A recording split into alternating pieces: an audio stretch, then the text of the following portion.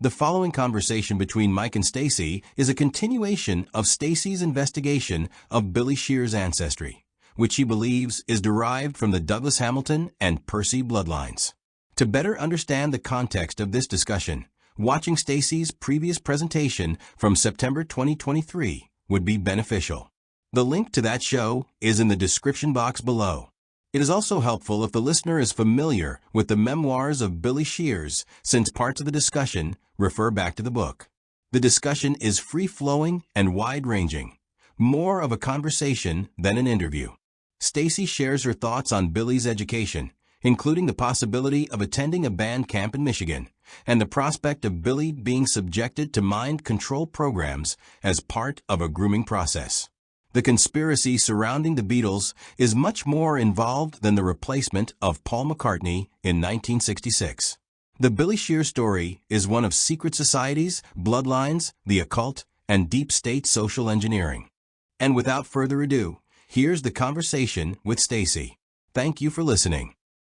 Well, folks, Stacy is back with us, and for those of you who don't know, Stacy did the presentation going back, I guess, a year or a year and a half ago. She did a presentation putting forth her research into the possibilities of who Billy's mother and father are and his family tree, his lineage, and it was very, very compelling. So with this presentation, we have a couple of things that we're going to cover. There's going to be you mentioned some clarifications from the first presentation, and we'll get started with that. But then you're going to take us through where you believe Billy went to school, and you mentioned a band camp in Michigan. Yes. And folks, I don't know anything about Stacy's presentation other than the bullets I'm reading right here. So this is going to be a first for me as well. And then you wanted to talk a little bit about Billy's father and the trauma-based mind control program. Did I get everything? Yes. Okay, good. And so we have the first slide up, Stacy, and if there's anything you want to say before you get started, let me know, or we could just jump into the slide. Yeah, well, let's do that, some clarification, because there were some things I thought, oh, I wish I would have told Mike about that. I said that he was related to Lady Diana, maybe fourth or fifth cousins, and I just wanted to give those details. So real quick, they're both direct descendants of the fourth Duke of Richmond. So it goes like this. Diana's paternal grandmother's grandmother is the daughter of the fifth Duke of Richmond, and Billy's maternal grandmother's grandfather is the son of the fifth Duke of Richmond. Also in the book, remember how he talks about one day on a visit with his father, they were playing dice and he rolled 3 6s? Yeah. Well, he was the first of 6 boys. He would have been the 15th Duke of Hamilton, 1 + 5 is 6. But his mother just had to be one of 6 maidens in the 37 coronation. So he really did roll 3 6s in life, didn't he? Oh, very interesting. Okay. And then I kind of told you about this. I emailed you and told you that I found out Billy and Linda's daughter, Stella, her middle name is Nina, after Billy's paternal grandmother. Yes. Linda's paternal grandmother, her name was Stella, and her maternal grandmother's birth name was Estelle, but she went by Stella too. In the book, he talks about when Brian Jones went to jail for possession of marijuana, and then they wrote this. John had the idea of writing a song, You Know My Name, Look Up the Number, because he came home to the St. John Wood home, and there was a phone book with those words on it, You Know My Name, Look Up the Number. Yeah. And in the song, and I think it's John Lennon's those are the only lyrics, except John Lennon at one point says, You know me number 2, you know me number 3, you know me number 4. Well, this is what I'm imagining. There's 6 boys, so the note probably said, because he's just fresh off of the Monterey Pop Festival where they distributed LSD, and maybe son number 4 left a note that said, Hey, son number 1, can you hook me up? Hook a brother up.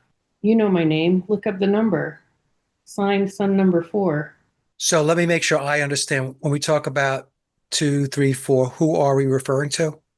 All the sons, because there's six sons. Billy's son number one. Okay, his siblings.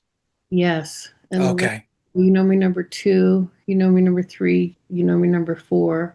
Well, the fourth sibling at that time would have been 18 or 19 years old. It was Hugh. He was the first to pass away. But about that time, 67, 68 is when I'm thinking it was. He would have been 18 or 19. Billy says that was he thinks it's one of the most humorous songs of the Billy Paul songs. He says that, if I recall, that it was a Beatles song that was the closest thing to a Bonzo Dog Band song, Yes. a Vivian Stanshall song. And he said it was John's idea to those were the only lyrics. Is you know my name, look up the number, listen to the whole song, that's all they say. Yeah, I never liked it, by the way. I thought it was a terrible song and boring, but that's just me.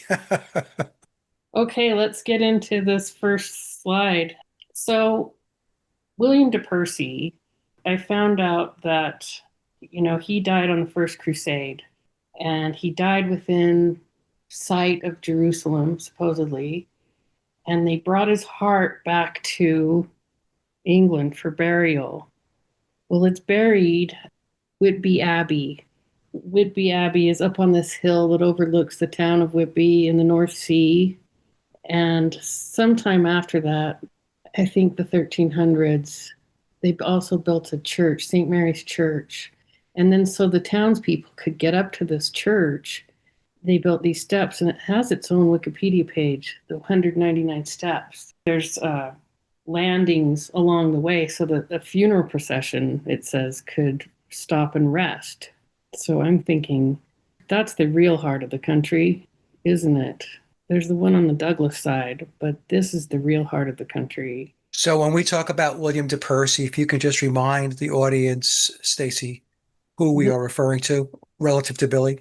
William de Percy's from Billy's mother's side, and he founded the House of Percy in 1067 when he went from France to England and became a feudal land baron.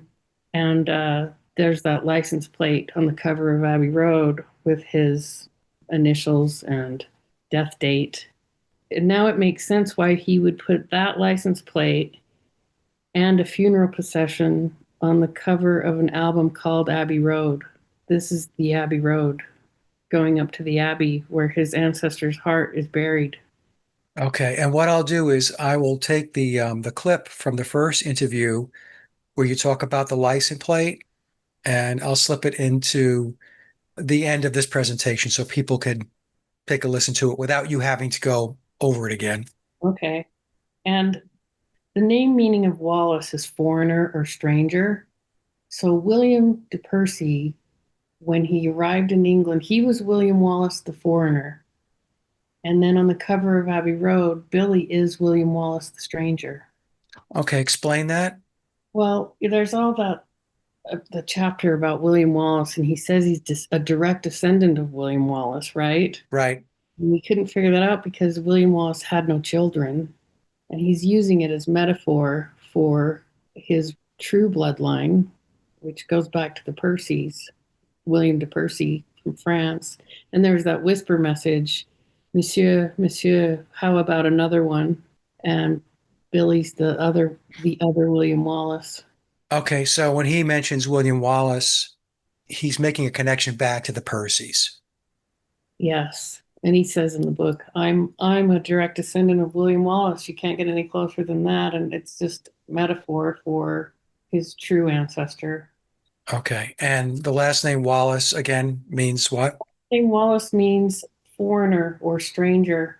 So this is, folks, when I talk about the encoding in memoirs, this is what we're talking about. It takes a lot of research and a lot of brain power to break it down and to see where it leads. You did a video where you said, don't get lost in the sauce. And that was so good because it's so easy to get lost in the sauce. Yeah. So back when all I knew about was James Douglas, I thought, all right, from now on, I will just, if I find I'm ankle deep, I'll turn around and head back to shore. Once did that, everything just flowed. It sailed along pretty quickly. Back then, I was looking to find more about James Douglas. That was Robert the Bruce's first lieutenant. And what's the lazy way to do it is try and find a movie. I found this movie that was made. I found out about it. I could never find the movie. But I was looking at the who wrote it and directed it, produced it. It was this guy named Bob Carruthers. And in the footnotes of the Wikipedia page said Bob Carruthers in 2015 or 16 filed a claim on a trademark claim on the name of the Bonzo dog band. And ultimately, the courts ruled against him. But it was just a weird coincidence. That is weird. It is weird, but it kept, that's the one thing that kept me looking into the Douglases, because I thought something's going on here with this Bob guy. Why would he even make that claim anyway? And then by the time I get, a long time later, when I get to William de Percy's Wikipedia page, which it's right there that his heart is buried at this Whitby Cal, but I missed it because I just looked at the death date and I was like, fine, moving on, because I was trying not to get lost in the sauce. So. And the Heart of the Country, of course, is a reference to Billy's song on his Ram album. Yes, and he had that art show where the Queen went and they're standing in front of his painting of a heart. And if you zoom in on it, you can see etched in, he's got a silhouette of a female figure. So I think to him, the real heart of the country is this Percy side, not the Douglas side, that they carried Robert the Bruce's heart back to Scotland. Now, I mentioned to you before we got started that Dom and Chris Watterson, they're taking a look into Jane Asher's bloodlines, and they found that she is related to the Percy bloodline as well. Wow. Yeah, it's very strange, very weird, because that means that Billy has Percy blood, Jane Asher has Percy blood, so it's all in the family. Yeah, it explains why she just made that transition from Paul to Billy so quietly. Yeah, she was playing a part, if you ask me. Born into it. Yeah. I mean, they're playing these characters, they're playing these roles, whether they want to or not, is my opinion.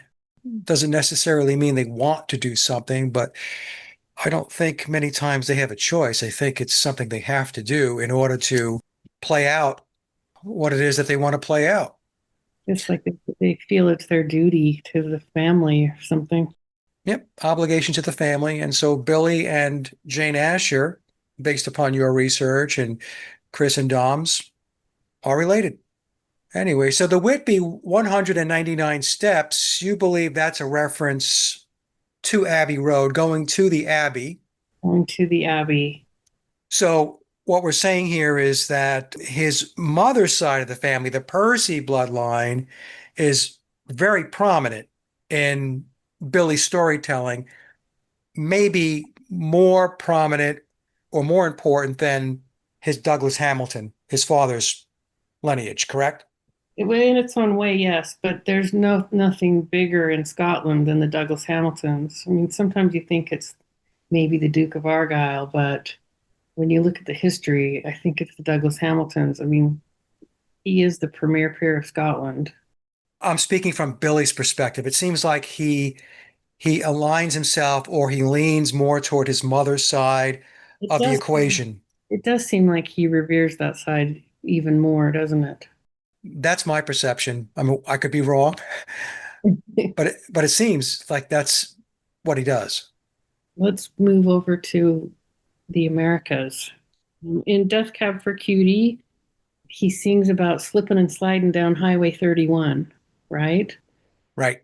Highway 31 begins in northern Michigan, just south of Mackinac Island, and it runs all the way down to Alabama. Kathy O'Brien is from Muskegon, Michigan, and Highway 31 goes through Muskegon County. The Jacksons Jackson 5. They're from Gary, Indiana, and Highway 31 goes right through Gary, Indiana. Then I found this band camp in Michigan. I heard about it because of Jeffrey Epstein and Ghislaine Maxwell would recruit kids from there. Highway 31 goes through Interlaken, and there's this band camp that was founded in 1928, and it was for kids, a sleepaway band camp for kids 9 to 18 years old, and it was for marching bands. So, and back then, of course, there was this John Philip Sousa, who was he's a composer. He wrote Stars and Stripes Forever. He's called the March King. He was a sergeant in the U.S. Marines. And on the left there is J.W. Pepper, which is J.W. Pepper and Sons was the largest publisher of sheet music in the world. They're still around. They still publish sheet music. So I think that here's Sergeant Pepper right here between these two. Billy sings about 20 years ago today. Sergeant Pepper taught the band to play. Well, in 1947, Billy's 10 years old. He's old enough to go to this band camp. A lot of people think that Sergeant Pepper is Aleister Crowley, but you're saying perhaps no. Oh, yeah, it's these two. They literally taught the band to play. Between Sousa and J.W. Pepper, you don't have a marching band. And on the cover of Sergeant Pepper, I mean, they're in those costumes. It's a marching band they're in the costumes of. Right. At one point, Sousa wanted a instrument made that would be tuba-like, but would be easier to march with. So he gets this sousaphone made. And J.W. Pepper at the time, now they're just a sheet music publisher. At the time, he also made instruments. So supposedly he made this sousaphone for Pepper, but it's kind of still a controversy because there's another man named C.G. Kahn who made instruments. He was in Elkhart, Indiana, not far from Highway 31. He had this public feud with J.W. Pepper. It was sort of a public feud because C.G. Kahn had a newspaper too, and he would write terrible things about him. In fact, a judge at one point made him publicly apologize to Pepper for something. And C.G. Kahn had a really rough time. Had bad luck, it seems. He was in a bar fight one night, got his lip split open, and he found he couldn't play his wind instrument, whatever that was. C.G. Kahn is? C.G. Kahn is an instrument maker from Elkhart, Indiana. He was also a newspaper publisher, and he made things for sewing machines. So he already had a factory. He invented a rubber mouthpiece to play so he could play his trumpet or whatever it was he played. And he called it a face. It made me think about Eleanor Rigby, the face that she keeps in the jar by the door. You know how in the 1950s, when a girl was going steady with a boy, she would wear his class ring on a chain around her neck? Yes. So maybe it was her husband's face. Maybe it was her wedding. Maybe her groom was off with the band as soon as the rice hit the floor.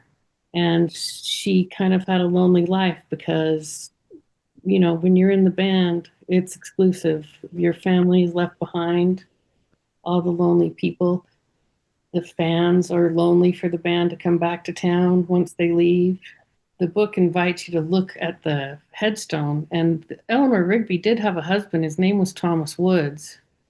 Can't find anything out about Thomas Woods, but I've imagined what if this Thomas Woods was in Paul's father's band or something.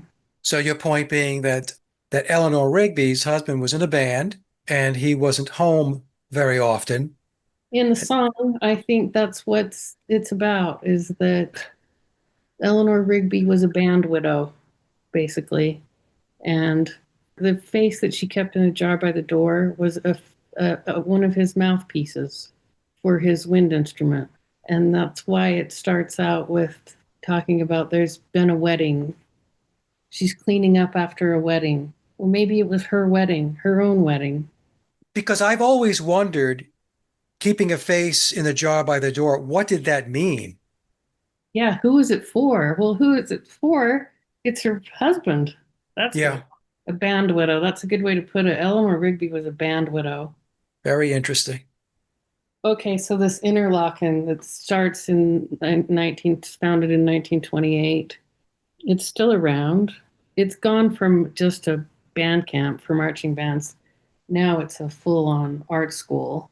Jeffrey Epstein went there in 66 or 67. You know, he played piano, but to go to this camp, he picked up the bassoon. And then one of the lawsuits against Ghislaine Maxwell, the Jane Doe, and this is easy to find, it's public information. She claims that she was recruited by Ghislaine and Epstein from Interlaken. So I And think Interlaken is the name of the school? that's the name of this band camp. Oh, Yes. okay. I think it's been an intelligence cutout from the beginning.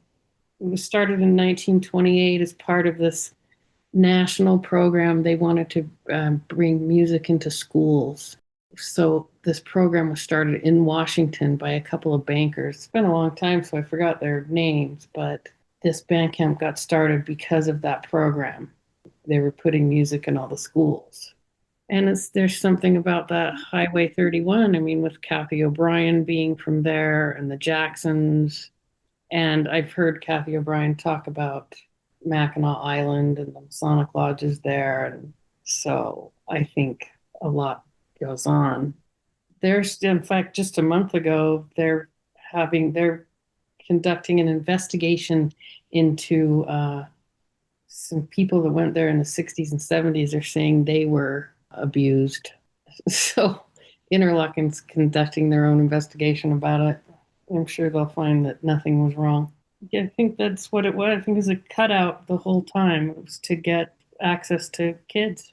Billy says when he's talking about all the other musicians and the other bands, and he says we were all very close. And you think at the time that it's because of the time they spent in the studio together at these music festivals, whatever. But maybe it goes back further. Maybe it goes back to their shared experiences at this band camp with the Freemasons and also with MK Ultra. Maybe that's why they're all so close. There's another interesting thing, that Beach Boys song Kokomo. Kokomo, and it's about a fictional island in the Caribbean. Well, Kokomo, Indiana is on Highway 31, and it's 333 miles south of Interlaken via Highway 31. It's a Beach Boys song. I always think, well, Brian Wilson wrote it, but no, it was written by John Phillips of the Mamas and the Papas, his childhood friend from Virginia, Scott McKenzie, Terry Melcher, who was Doris Day's son, Right. and Michael Love of the Beach Boys. That recording, Ry Cooder played on that recording. He's a multi-instrumentalist. He started playing guitar when he was 3, the story goes. He has a prosthetic eye. They say that he had an accident with a knife when he was 4 years old. That's an interesting coincidence, isn't it? It certainly is. And going back for a moment to Brian Wilson, I have always found the story around Brian Wilson as far as being a genius songwriter and all that stuff to be very suspect. In 1974, he hooked up with that psychiatrist, I think for 15 years. And for 15 years, he was essentially sedated. And prior to 1974, I don't know. I always thought that Brian Wilson was another veneer, another prop, like many of these people were. Perhaps he was also in a program and he was groomed and brought along to play the role that he played. Speculative on my part, Stacy, but it's just something doesn't resonate with me with regard to Brian Wilson. Yes, and his brother was always very troubled. I think they were probably in MK Ultra programming. Father was very abusive. You don't read anything about them getting music training when they were young. There's nothing about that. I guess they could harmonize. Well, it's very similar to the Beatles, John Lennon and Paul McCartney. They sang. Mhm. Many of these stories in these bands, I know a lot of people are probably going nuts right now because there's always this thing where, yes, maybe they were like that, but not my band. Many of these bands were manufactured, engineered, and the key players in these bands were, in my mind, in all likelihood, brought along, handled, groomed, and in programs. Yeah, hear that because I'm a fan of the Grateful Dead, and through all of this, and I always knew, of course, they were connected to Stanford Research Institute, CIA. and the CIA. But I always thought, well, the Dead's so different because they don't go out and lip sync. All the shows are live, and I'm going to talk about it today. I mean, they were very, very close to Billy. Well, that's something also that we should talk about just a little bit when, especially with regard to my work, people will make claims like, oh, Mike is saying that the Beatles couldn't play their instruments. I never said that. I never said that. And I Mm, never said that all these other bands couldn't play, that they weren't musicians. I think there were varying degrees of skill and musicianship, but many of them were clearly adept enough or skilled enough on their instrument to take the shows out live. And some of them were very good musicians, but it's all in support of an agenda.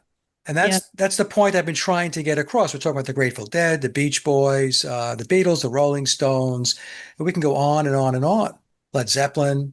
when they're playing a huge arena and you're playing every night and the concert's so perfect, of course they're playing to a track. It's just how the business operates. It's how it works because they're selling a product. Yes. And the band is a product. It's like putting a really nice label on something in the store to make it appealing to a potential buyer or consumer. And the music industry is no different. So when I say like the Beatles didn't play on their recorded tracks, especially between 62 and 66, they interpret that as me saying that the Beatles couldn't play their instruments. And that's not what I'm saying. There's a big Yeah. difference between skill level in the studio and skill level when you're out playing live. Right. Yeah, you never said that. In fact, I was going to do a video, and the title of it was going to be Three Things That People Say I Said That I Never Said. Say what you want about me as long as it's the truth. Exactly. Yeah. Yeah. See, I'm going to jump to something else real quick. In the book, when he talks about, there's a whole chapter about Your Song, Elton John's big hit. Yep. It says how it was written for Three Dog Night, and then they gave it to Elton John. And Billy's talking about how he's Rumpelstiltskin, making the gold. At first, it didn't hit me, but Billy wrote that song. Did you realize that? No, I didn't realize that. Yeah, because in that chapter, he's talking about how people will say about all of these songs he's written for other bands that no one knows about. He'll say sometimes they call them McCartney-esque. We look in the Wikipedia page for Your Song, Elton John's Your Song. It details how a Rolling Stone reviewer at the time described that song as McCartney-esque. And here's what happened. Elton John's first album came out. It didn't do much commercially. Then he has a huge hit with Your Song, and he was off to the show. In the next chapter, I think it's the next chapter, it's been a long time, he's talking about Billy Joel and playing together. And I looked up into Billy Joel's career. His first album didn't do much commercially. And then Piano Man came out, and that made his career. Billy wrote Piano Man too, because when you look at the Wikipedia page for Piano Man, it says, I don't know if you remember that song, but John's the bartender and Paul is sitting at the bar. It says in that page that the song was about real life people. And Billy also says that when he was producing and doing these other things for these other bands, that he would use the name Bill Martin. Gives Right. you the impression that he got that name Bill Martin from maybe from George Martin. Billy Joel tells this story about how, well, I had my first album in New York and I needed to get away from the record label for a while. They were harassing me about another album or something. So I went to LA and I started playing in piano bars. And I couldn't use my real name. So I used my middle name, my first and middle name, which his name was William Martin Joel. But it's just such a nonsense story. But I went, oh my God, Billy wrote that song too. And the lyrics go, John, let's see, John at the bar is a friend of mine. He gives me my drinks for free. And he says something about, I think that I could have been a movie star if I could get out of this place. And we know John wanted to be an actor. He wanted to leave the music industry, maybe become an actor. And then Paul, that's sitting at the bar, he's a real estate novelist, and he's talking with Davy, who's still in the Navy and probably will be for life. Well, that makes me wonder, who was Paul with that night? Was he with someone from the Navy? If Billy wrote the song, I think he did. You think he did? Okay. If you look into it, I think you'll end up agreeing. Well, it's kind of weird. You have John and Paul, the names in the song, and you have Bill Martin or Billy Martin. That ties directly back to Billy. I don't know. I'm not going to discount it. I think anything is possible when we're talking about this topic. Well, and it seems like with that McCartney-esque quote being in the Wikipedia page of your song, it seems like somebody's making sure that these clues are easy to follow up on. Yeah, it would go along with Billy dropping these clues and these hints in order to, I guess maybe in his mind, receiving the credit that he believes he should be receiving for what he's accomplished. Yes. And once you get on the trail of his family, they all have Wikipedia pages. Why would William de Percy, born in 10 something, have a Wikipedia page? Right. Oh, you remember how on the William de Percy, it says a death date of 1096 and then it says /9? Yes. Yeah. I remember that. Found out what that 9 is for. There's this idea that there were 9 original Templars. In fact, there's a sculpture garden in France where it's a sculpture of 3 heads. I was watching this video and this guy said, oh, look, there's a sculpture for the 9 original Templars. And you look into it and they think there were 9 original and then the rest of them were kind of along for the ride. I've looked at the list of names. William de Percy isn't listed as one of the 9, but since he was on that first crusade, he was with the 9 original Templars. So that's what that 9 is for. I thought it had to do with Paul. Anyway, this whole thing with the songs and trying to figure out what songs he may have written, because he was Rumpelstiltskin, it's kind of got me fascinated. He says he's left information in a safe deposit box or something to release after his death. I'm hoping it's his songbook because I would love to find out more about what he was involved with. Yeah, that would be very interesting indeed. However, I'm not sure how much is going to be revealed after he passes. It may take years after he passes before they start to leak stuff out. And then on the other hand, it seems like they don't care anymore. Kind of like I agree with that. He doesn't seem to care anymore at all. I mean, he's really not, playing the game as far as trying to keep up the character. If he got up in front of a podium on mainstream media and said, "Hey, I'm not Paul McCartney. My name is William Douglas-Hamilton," people would just laugh and say, "Oh, he's so funny. He isn't. We love Paul McCartney," and that would be that. Another show. It's another show. Yeah, exactly. Yeah, he's such a comedian. Anyway, I'm derailing you. I found out that in October of '69, the Bonzos played with the Grateful Dead in Boston. And that fascinated me because I know that's only interesting to me, but bear with me because I'm so familiar with them. It's been informative in other ways. When I first saw this, I thought, was that October of '69? That couldn't have been Billy. It had to have been Victor. But I've since discovered that it was actually Billy. The Grateful Dead has this song called Uncle John's Band.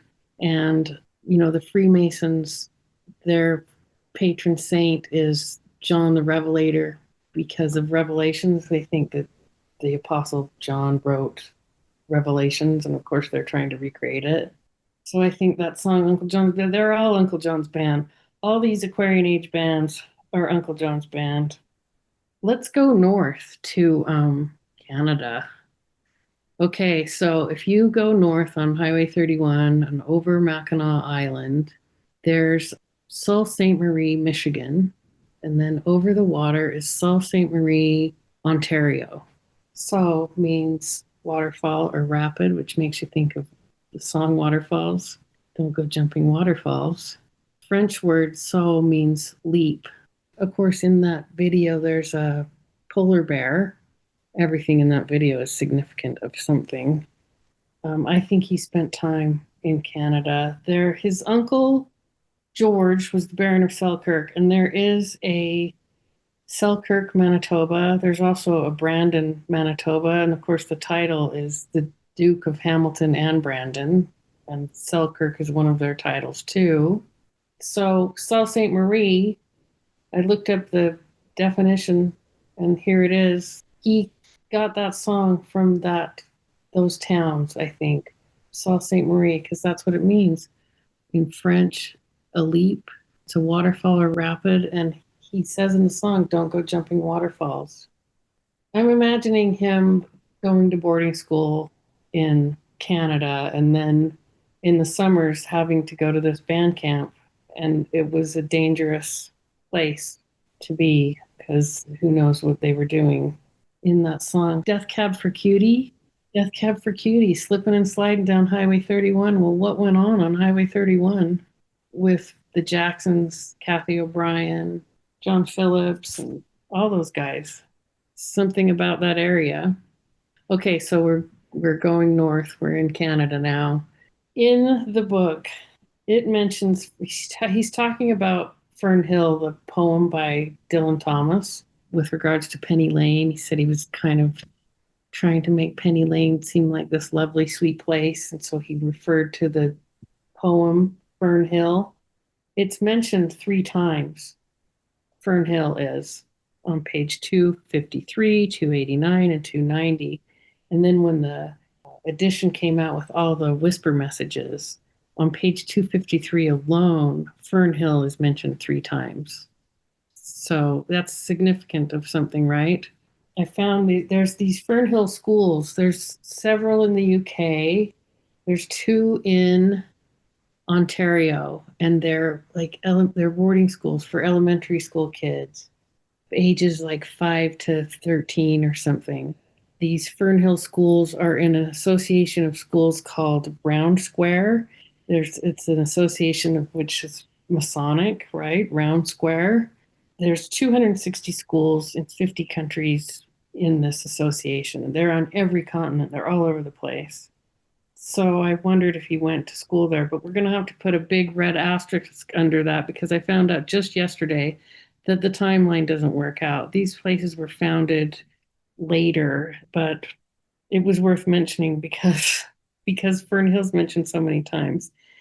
Then in the first chapter, there in the acrostical coding, it says it was a trip from LC. It's just the initials. And then it's in the footnote too. This is on page 30.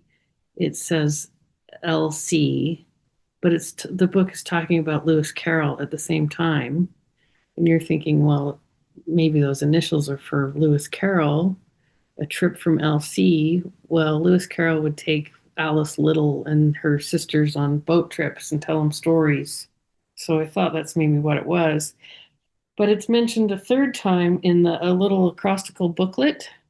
It says it was a trip from LC. So that's 3 times again. I found a boarding school in Ontario called Lakefield College School. It's for high school kids. It was founded in 1879. It was called the Grove Preparatory School for Boys. In 1895, it was purchased by Reverend from the Anglican Church called Alexander Mackenzie. And then he was the headmaster there for almost 4 decades. That would have been if Billy went there, he would have missed Alexander Mackenzie, but I'm sure his presence was still felt. In 1966, they changed their name to Lakefield College School. Their school colors are red and green, which is very unusual. That made me think of the double box set of memoirs, which is red, and the double box set lyrics, which is green. It's like the public narrative is green, and then the private one is red. There's also a saying in England, red and green should not be seen. Well, also Alexander Mackenzie, and you have Father Mackenzie. Yes, it gets better. Did you ever see a few years ago? I think Boris Johnson was the prime minister and Rishi Sunak was the money guy, but he came out of number 10 and he was carrying a red folder and he walks behind a car. And when he emerges from the other side, that red folder magically turned green. And it was all over Twitter and stuff. People were wondering what. When I saw it, I thought, oh, well, they're just signaling to the insiders about this budget or whatever they were talking about. Don't worry what you're about to hear about this in the media because it has nothing to do with what really happened inside. So the red folder would represent what actually took place, and the green folder is for public consumption. Yes. You never saw that video of them. It's interesting. What they ended up telling the public is, well, we wanted to let the public know that this budget is going to be very green conscious because no one bought the fact that it would happen on its own. Why did it turn green? We know why, right? Then I found out that their mascot is a terrapin turtle, which fascinated me because look at the album cover for the Grateful Dead's Terrapin Station. It's red and green with terrapin turtles. On the right, that's Egypt Station. I'm thinking maybe that's Billy and Uncle George with his intelligence umbrella that's an octagon. Uncle George being? Billy's Uncle George. He's the Baron of Selkirk, right? And there's a Selkirk, Manitoba, and a Brandon, Manitoba. Billy's Uncle George was made an honorary chief of the Saulteaux Indian tribe in 66 or 67.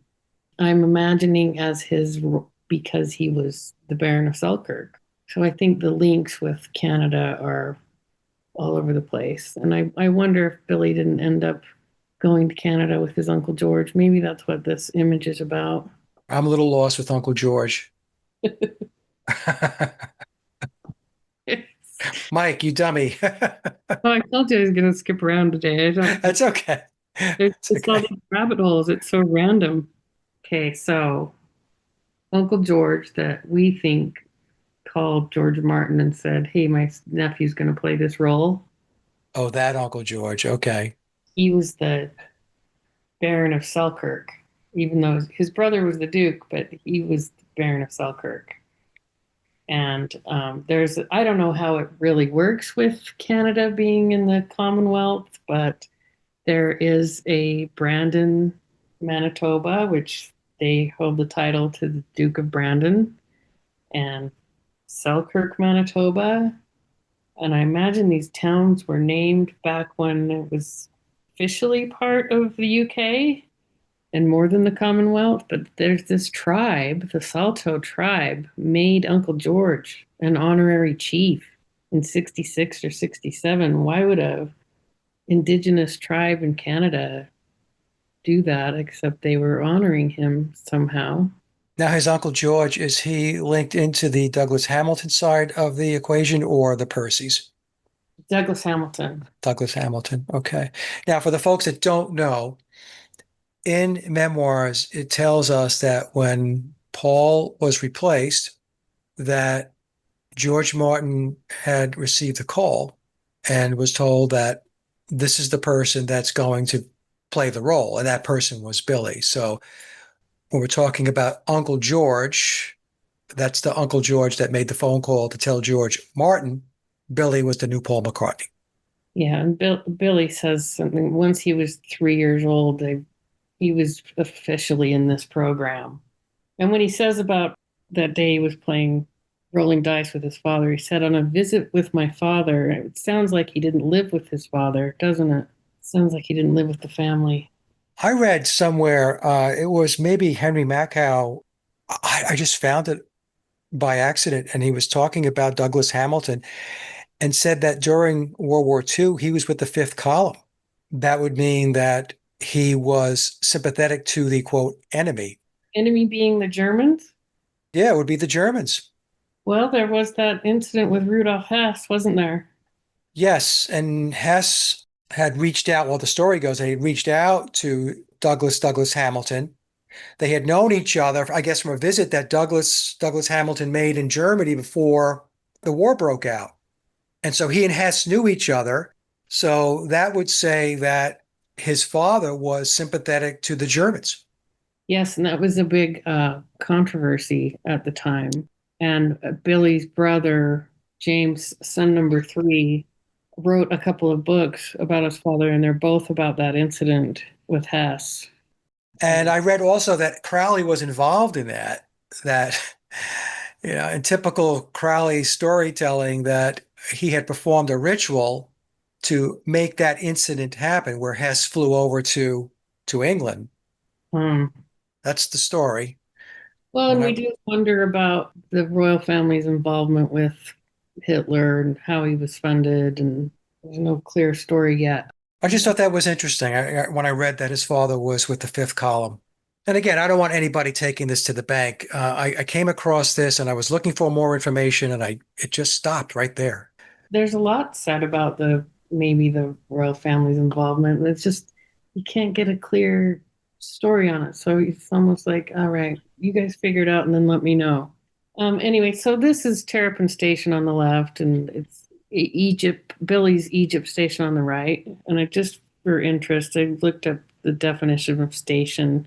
Used as a verb, it's put in or assigned to a specified place for a particular purpose, especially a military one. If I was to guess anyone with the Grateful Dead that may have gone to Lakefield College, it would have been Jerry's lyricist, Robert Hunter, who was the one that wrote the lyrics to this song, Terrapin Station. And the Illuminati may use that Egyptian Bible as their Bible. I mean, Manny P. Hall says that the Egyptian Bible was, he said, the open sesame to symbolic masonry. I think there's a big reason Billy's so into Egypt. Oh, with this terrapin being their mascot at this Lakefield College, the Fabian Society, their coat of arms is a wolf in sheep's clothing, and their logo is a turtle. Fabian Society was founded in like 1885, 1886, something. Yeah. Mm-hmm. Yeah.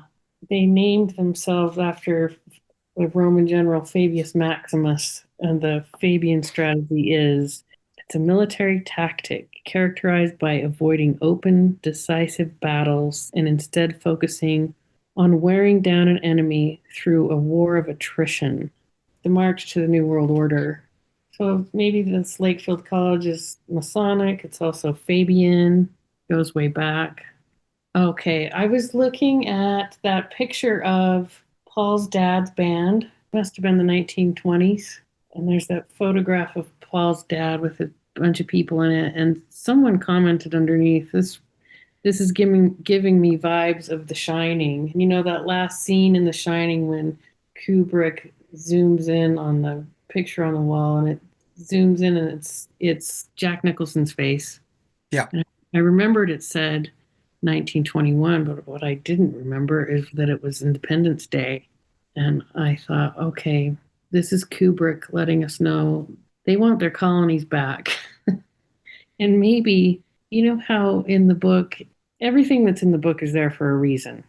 And Billy mentions that Paul's dad got his piano from Brian Epstein's family back in the day. Remember that? Yes. Why put that detail in there? But it's just to let us know that Paul's dad was hooked in with the Epsteins a long time ago. And I'm seeing this. I'm wondering, with all the other movies Kubrick made, is he saying, was this British invasion planned as far back as 1921 after World War One? Because they want their alloidial title back. Well, that's the same time period that the Tavistock Clinic was created. That's the same time period that the Frankfurt School came together. A lot of things happened in the early 1920s. Yeah, it seems maybe it was because of World War One and how it turned out, and maybe they wanted to. And some people even say, well, we were supposed to go from World War One to World War Two. World War Two happened because of the Treaty of Versailles. Right. It was a thorn in Hitler's side because he served in World War One. And I'm not going to get into whether people believe Hitler was this or that. I'm just saying. Now, the thing, Stacy, also is that I always suspected that biological Paul's father was up to his eyeballs in what went on. Yeah, I mean, Billy says in the book that he was prepared. He used that word prepared. It was as if he wasn't all that shocked that Paul had died. He'd been prepared. And with him being in a band, I don't know, all of these bands, it's a way for them to recruit people. Oh, so Kubrick, he was born in New York, but in 1960 he moved to England and he stayed there the rest of his life. Maybe he was a Fabian. All of his movies have clues about something, like Eyes Wide Shut. Right. In Canada, of course, Ewan Cameron, and at the McGill School, he started that Allen Memorial Clinic in the 50s and was supposedly one of the most brutal MK Ultra doctors. He was evil. Yes. Now, he was born in Scotland in 1901, so a year after Billy's father. Wonder if they maybe knew each other. In 1929, he went to Brandon, Manitoba and worked in the psychiatric hospital there. He was there for 7 years. He was all over the place. He went to Switzerland. He was in Massachusetts for a while, Maryland at Johns Hopkins, and New York. And he actually lived in New York when he was commuting to Allen Memorial Clinic in the 50s. Now, I thought, well, the timeline doesn't really work with Billy because if the Allen Memorial Clinic didn't get started until the 50s, but now I see here the Rockefellers gave him 40 grand in 1943. And I don't think they're just going to sit back while he waits until the 50s to start doing what he's doing. In 43, Billy's 6 years old. And it says it was a trip from LC, a trip from Lakefield College. Maybe the trip was going from Lakefield College to see Dr. Cameron, who other MK Ultra survivors say that they went by code name. He was Dr. White. Joseph Mengele was Dr. Green.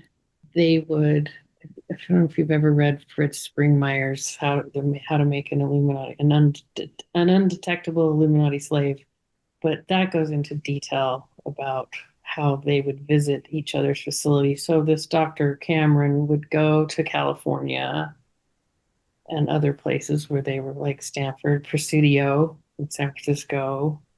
So are you saying, Stacy, you think it's possible that Billy was in a program that involved you and Cameron? Yes, because it's in there 3 times. It was a trip from LC, and at first you think it's Lewis Carroll, but Lewis Carroll's name's written right there. Why not just write it out? Well, maybe it's a trip from Lakefield College. And I know they didn't change their name to Lakefield College until 1966, but with their colors being red and green, the terrapin, and his links with the Grateful Dead, which are many, many links, I think maybe they, like I was saying, they were all very close. And maybe they were all very close, not just because of time in the studio, but shared experiences at the band camp, Lakefield College, time in the program. And even for some of these kids, like let's say Robert Hunter did go to Lakefield College for a year, like I speculate about. He was Jerry's lyricist. Yeah. He was 5 years younger, so he wouldn't have been there at the same time as Billy. But all of these guys, like John Phillips and Terry Melcher, could have crossed paths with boys from Lakefield while they were at that band camp. And it was for kids 9 to 18 years old. So they would have crossed paths with them. they've also could have crossed paths in the MK Ultra program, which was extensive. There were a lot of kids in it. There are people now saying that they were put into a gifted program in school, and what they really were doing was doing mind control experiments on them. I try to be careful with that whole scene because there's a lot of grifters and gatekeepers. Yep. I don't know what's true. And then to read Fritz Springmeier's work, which I think is pretty valid, but it's hard to read. It's just so bizarre and it's not well written, but there's info in there. And we know that Robert Hunter volunteered to go to Stanford to take LSD, and then of course the Grateful Dead did the acid test, and the Grateful Dead were at the Monterey Pop Festival where Billy says he went in June of '67 to distribute LSD. He was part of the group that was organizing with John Phillips. Yes, and then there's John Phillips writing a song Kokomo about a fictional island, but really it's a town 333 miles south of Interlaken. Oh, speaking of that, okay, so that Scott McKenzie that was childhood friends with John Phillips from Virginia. In his Wikipedia page, his birth name was something Blondheim, Philip Blondheim. And he says one night in Ontario, they were in Ontario, and he said to his friends, I think this name isn't very good for, a good music name. I need to pick something else. And someone suggested Mackenzie. And they said, oh, Scott McKenzie. So he became Scott McKenzie. And then he says, and that's also when John Phillips decided to name his daughter Mackenzie. And I just couldn't help but think of the Lakefield College. And yeah, Scott McKenzie had a big hit in '67 with the song San Francisco. Be sure to wear flowers in your hair. And I just looked him up, which sold in excess of 7 million copies internationally. Oh, and Eleanor Rigby, he sings about the Father Mackenzie and the funeral that no one was there. In MK Ultra program, when they're programming in all these altars, they like to have 2 or 3 of them that don't have names. This is according to Fritz Springmeier. And so they'll have 2 or 3 that are called No One, Nobody, or Mr. Nobody. So in Eleanor Rigby, when he says no one was there, he could also be talking about himself as an altar. In Waterfalls, the first time in the video, the first time he gets on the carousel, yeah, he uses his right hand. Fritz says that the altars, in their minds, the altars are organized on a carousel. They put mirrors in the center and demons behind the mirrors to protect the programming. And what they'll do is they'll wear a bracelet on their wrist to keep them in a particular altar, to keep them from flipping to a different one accidentally. Billy gets on the carousel. He's got a bracelet on his right hand, and he goes around. And his first time around, he starts to reach for the pole in front of him with his left hand where there's no bracelet. And at the last moment, he changes and grabs the pole with his right hand. So he won't hold on to that carousel unless he's using the hand with the bracelet. He's also wearing the same bracelet in Wonderful Christmas Time. You can see it for just a moment when he's playing the piano. He's got altars going. Well, the book says he was in a program, so altars go along with the program. Yes, and he was programmed to be such a great musician. I mean, maybe they programmed in more than one musician altar. Yeah, the book says that his programming, the key to it was that there is no failure. There's only success. And that was to groom him to be very, very motivated, highly motivated to pursue the goals that were laid out for him. Yes, and it says the danger, I think it's Tom's footnote, says the danger really comes from within himself. And they do program that in. They'll program the body to just slow down the respiratory system until they just die, according to Springmeier. When I was trying to find out, I'm fascinated by Helen, his grandmother, Helen. And so I thought, well, what's a way to find out more about her? I thought reading a book biography about the Queen Mother would do it, since she was her mistress of the robes, and they were so close. So I read one, and it didn't say anything about Helen, but she did. She was talking about the Queen Mother and the dynamics between Edward that abdicated and her husband. She was talking about the dynamics of all these titled and the boys, the firstborn son and the secondborn son. And she mentioned that in the families where the firstborn is born out of wedlock, and so the secondborn gets the title, they call the firstborn nowhere men. Really? Yeah. So there's that song, Wow. but it also goes to No One Was There and Eleanor Rigby. So he's a nowhere man, but he's also maybe got some alters they're just no one. Yeah, he's a real nowhere man living in his nowhere land. Yes. I think Billy was very involved before. To me, he wrote Eleanor Rigby, and it has everything to do with his time at Interlaken and maybe Lakefield College.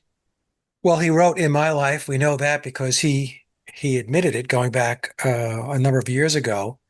And then the mainstream media went into damage control because the official story says that's a John Lennon song from beginning to end. And Mhm. then Billy had come out and said, no, I wrote the music to that. And he gave credit to the lyrics to John, but we don't even know if that's true. In my big presentation going back to April of 2020, I put a case forward that John did not write those lyrics. So, but in any case, it's interesting. You're talking about Nowhere Man, altars. Like we said in the book, he talks about the fact that he wasn't a program. So it's pretty dark stuff, Stacy. Yeah. And when you first look at Cameron, you think, well, if Billy was already older by then. But look at this. It says he got 40 grand in 1943. The Rockefeller Foundation isn't just going to wait 10 years for him to start. Well, the Rockefeller Foundation was writing checks for Tavistock as well. They were up to their eyeballs in funding mind control programs. And, even before MK Ultra, the Illuminati have been doing that kind of thing for centuries. Right. So 1929, Cameron went to Brandon, Ontario. He was very instrumental in all of the psychiatric hospitals in Western Canada. I think he was just all over Canada. He was given all kinds of awards and titles. Oh, did you get this? Did you know that it was Cameron they brought to Nuremberg to assess Rudolf Hess? I did not know that. I didn't either. He's the one that he diagnosed him with hysteria and amnesia later on. Hess said he was faking the amnesia. I don't know much about that, but yeah, they brought Cameron there. And then I found out Rudolf Hess was born in British ruled Egypt, which is weird. I think his grandfather and father, they had some kind of business there. So deep ties to Egypt and associations with the British government. I don't think Ewan Cameron was diagnosing Rudolf Hess. I think he was probably torturing Oh, Rudolf Hess. that's a very good point. They use him as a manual, don't they? All Yeah. the things he did. He would put people in comas and Yeah, Ewan Cameron wasn't interested in diagnosing. He was interested in experimenting hmm. and some gruesome experimenting. Yeah, well, let's see, I think it's the next one. Yeah, he's the one that did psychic driving. He developed psychic driving, which is where you drug someone and then play a tape on words on a tape loop. Yep. And Billy talks about being in the car, and he had a tape player and he would play things. Didn't he play one night You Are Paul McCartney or something? I don't know. Is it in the book? Maybe it's in the book. Yeah, I think that was in the book. It's been a long time. So yeah, psychic driving is you and Cameron's. And then of course Billy has that driving rain. Yeah. Ewan Cameron was into what he referred to as pattern, repattern. And he was using drugs. He was using electric shock treatment, sensory deprivation, hypnosis. He was using everything. Everything that he could dream of was in his toolbox. Also, driving rain is interesting because rain is associated with Rain Man. And I've covered this in some of my videos. It goes back to the occult, and Rain Man, legend has it, has to do with the Faustian bargain. And we see the Beatles have the song Rain. And if you look on the internet and do a search for Beatles and umbrellas, because umbrellas are also a representation of rain, you're going to find those images out there. So this goes back to what I'm saying, folks, is that it goes back to mind control programs and making deals with the devil. And these programmers would create keywords and phrases to start a certain program. Like if they were trying to get an assassin, Exactly. that wouldn't, their front altar would have no idea that this was going on. Yeah. They just say this key phrase and do whatever they need to do, or even monarch, whatever. Yeah, triggers. Yeah. And then all that in the book about the car, about Paul's DB5, and how Brian Epstein found a DB5 that was in Germany, used on a racetrack, but the engine was blown. So he was able to bring that to England, use the body. I wonder if that's all a metaphor for Billy is the German DB5, been trained with Nazi programming, and he's the new body, and they're going to put this engine in it. And then there's also, baby, you can drive my car. Guess I'm going to be a star. It's like you hand someone the keys to your programming so they can drive your programming, and they'll make you a star. It could be. The carousel in Waterfalls, it doesn't have horses, it has cars. I gave up on the whole car accident as how Paul departed a long time ago. That's just a story that's out there to keep the people who are looking into Paul as dead and that aspect of the conspiracy, to keep them to spin their wheels, to run on a hamster wheel. That's not what happened. It was a metaphor, and so are those cars in the waterfalls. It's because, like they say, they organize these altars on a carousel. Billy uses a carousel with cars and not horses, like most carousels. Right. And there's all his altars that were put into him by using psychic driving.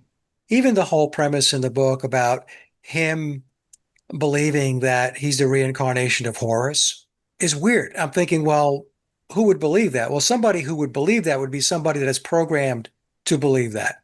Oh, yeah. It's something that I thought about going back a number of years ago when I started getting into that whole aspect of the book, this whole Egyptian mythology, Egyptian mythos around Osiris, Isis, Horus, and Set.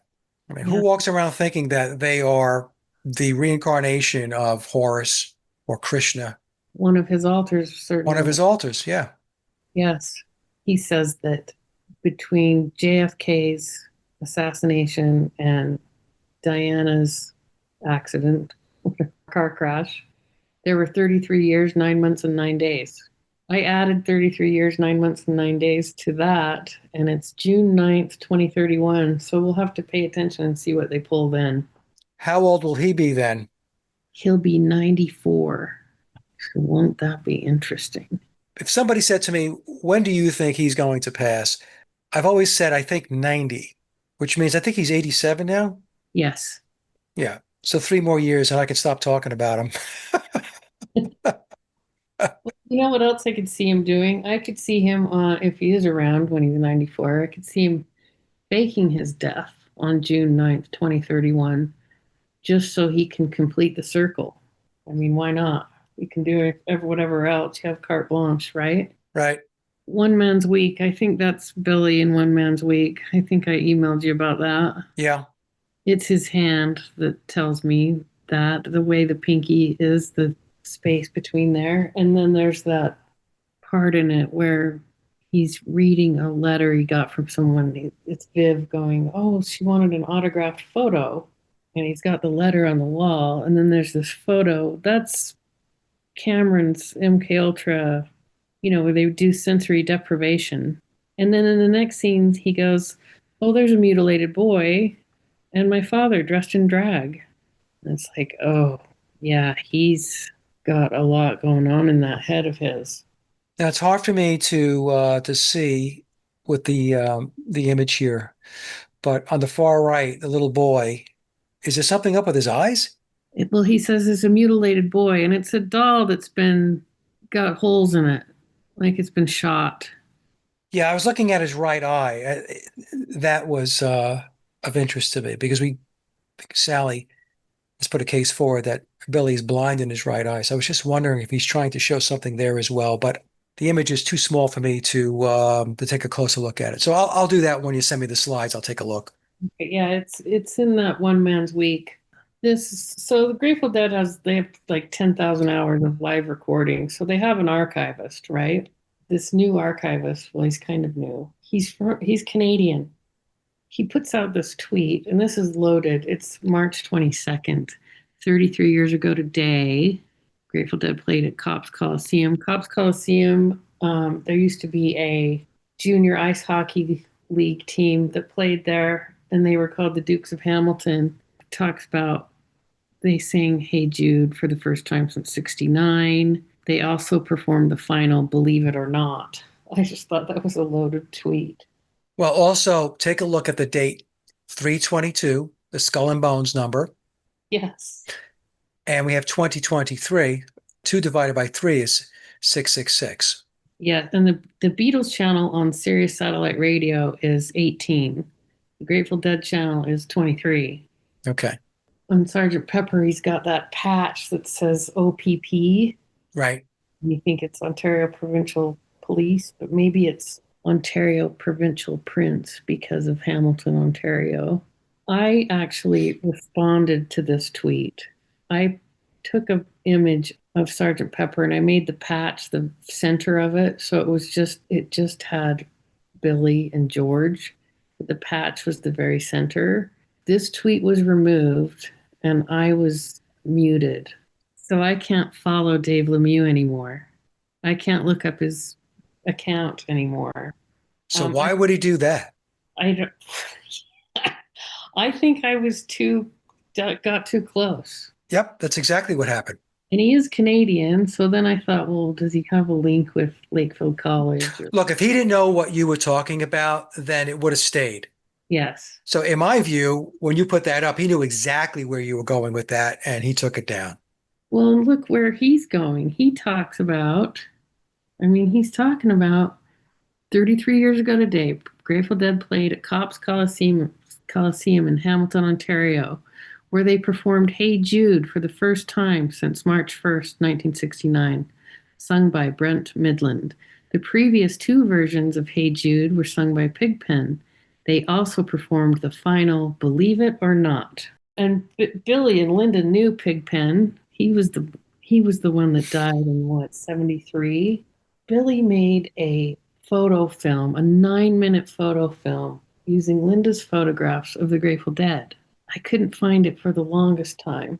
I finally found it. Well, the other thing, I'm looking at this post, and I don't want to get too conspiratorial here, but Cops Coliseum CC 33 again. Yes, and Billy says that John got that patch from the motor pool, and I think he says something about the police motor pool. Cops Coliseum. It's not called Cops Coliseum anymore. They changed the name in the last couple of years, but that's a very loaded tweet. And it's in Hamilton, Ontario. And when I put that picture up with the OPP in the very center, I'm not directly blocked. Like, doesn't it? I think I'm just muted. Maybe he muted you, yeah. Can't look up that. But it's weird. It's just weird that he would mute you for something like that, unless he knew what you were referring to. He's Canadian, and it's a really strange story to me. He was like 17 years old in 1989, starts to tour with the Grateful Dead, and ends up in 2000 as their archivist. Yeah. I just wonder if there's some link. Hey, who is Dave Lemieux? Who's his father? Who's this? Are they Masons? This Grateful Dead's big organization, and they're linked in to all of this. Yeah, if you're going to become an archivist for a band like the Grateful Dead or for the Beatles or for the Rolling Stones, you're going to be vetted every which way from Sunday. Oh, and did I tell you? So in, I'm not sure what year it was, maybe 2020, Paul was nominated to be chief of the Walpole Native tribe in Canada. He was? Yes, and so was Ryan Reynolds. I think it was just, and this wasn't an honorary thing. It's a small tribe, 5,000 people. It's right on the border of Michigan and Ontario. They nominated these two to be chief. So the person that nominated Paul also nominated Ryan Reynolds. Well, Ryan Reynolds is Canadian, so okay, but why Paul? Why Billy? Unless they know who he is. They dropped it. It didn't go anywhere, but somebody knows who he is in that tribe. Let's talk about Alexander Hamilton. This is the 10th Duke of Hamilton, so Billy's okay. This was, the man that James Hamilton that left the title to Billy's grandfather, Alfred. That was James, I think. This is his grandfather, Alexander. He was the 10th Duke of Hamilton. Whose grandfather? Billy's grandfather, Alfred. He got the title from his fourth cousin, James Hamilton. Yep. He left no sons. That James Hamilton, so he must have been the 12th Duke of Hamilton. This is his grandfather. His grandfather. His grandfather, the 10th Duke. Okay. So this guy believes that he's the heir to the Scottish throne because they're descendants of Mary, Queen of Scots regent. See, I've read it about the Douglas Hamiltons, is that they believe that since Mary, Queen of Scots' son went to England, he became James the First of England, that somehow that made them the heir to the Stuart line in Scotland. And that's apparently why they are the premier peer of Scotland. Well, this guy believed that not only that, he should be on the Scottish throne. He was also into Egypt, and so he had his body mummified and he was buried in a sarcophagus. The reason I'm telling you this is because there's this idea that, well, I told you before, Manny P. Hall said the Egyptian Book of the Dead is the open sesame for symbolic Freemasonry.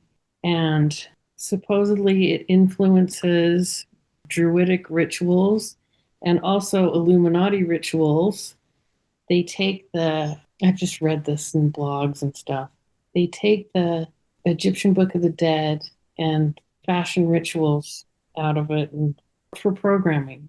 The part where he says, it's the Sir William chapter, the part where he says Helen got the family Bible, she got it from her own grandfather.